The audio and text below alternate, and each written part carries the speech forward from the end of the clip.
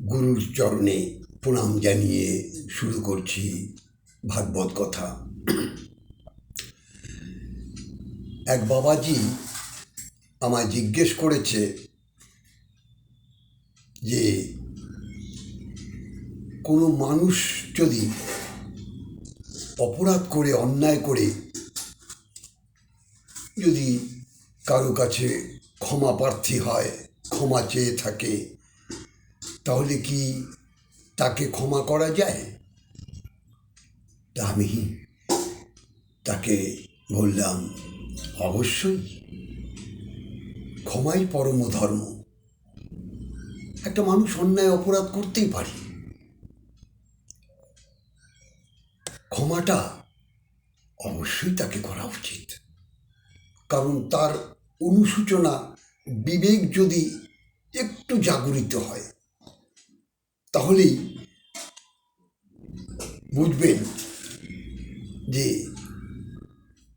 তার ভেতরে যে অনুশোচনা, যে বিবেক দংশন করেছে, যে না, আমি বড় অপরাধ করেছি, তাই তার কাছে গিয়ে আমাকে ক্ষমা চেতে হবে। অবশ্যই, কারণ একবার কেন, 10 টাইমস আপনি ক্ষমা করুন তাকে। যীশুখ্রিস্ট বলেছেন শুধু 10 টাইমস নয়, শতবার নয়, 1000 বার আপনি ক্ষমা করতে পারেন। ক্ষমাটাই তো পরম ধর্ম। আমার ভাগবতেও বলেছে যে আপনি ক্ষমা অবশ্যই,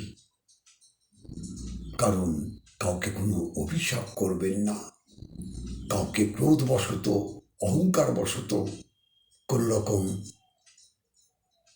তাকে নিচু করবেন না।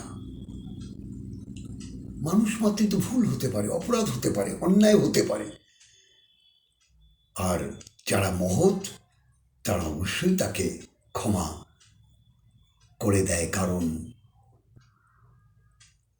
পাপকে ঘৃণা করো, পাপীকে না।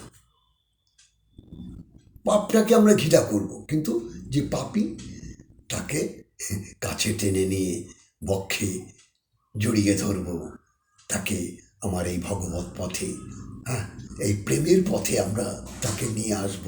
এটাই তো ধর্ম। আহা, কাউকে অবহেলা করে তাকে আমরা নিচু করতে পারি না। সেও তো ভগবানের সৃষ্ট জীব। তাহলেই দেখবেন ভগবানও আপনার উপর তুষ্ট হবে, রুষ্ট হবে না। ভগবানও আপনায় মাফ করেন। কারণ আমরা অপরাধ অনেক সময় করে বুঝতে পারি যখন, তখন কিন্তু ঈশ্বরের কাছে আমরা ক্ষমা প্রার্থী হয়ে যাই যে প্রভু,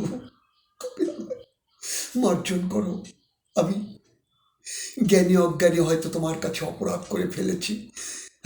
তাহলে ভগবানের কাছে ক্ষমা চাইলে ভগবান, আর যতক্ষণ আপনি অহংকার বশত সেই যে না, যা করেছি ভালো করেছি, আমি বেশ করেছি, না, এটা মানবতা নয়। এটা নিম্ন মানের মানসিকতা। জয় রাধে, জয় নিতাই। আপনারা আনন্দে থাকুন আর হরিগুণ গান করুন, আর মানুষকে ক্ষমা অবশ্যই করবেন, কারণ ক্ষমাই তো পরম ধর্ম। জয় রাধে, জয় নিতাই।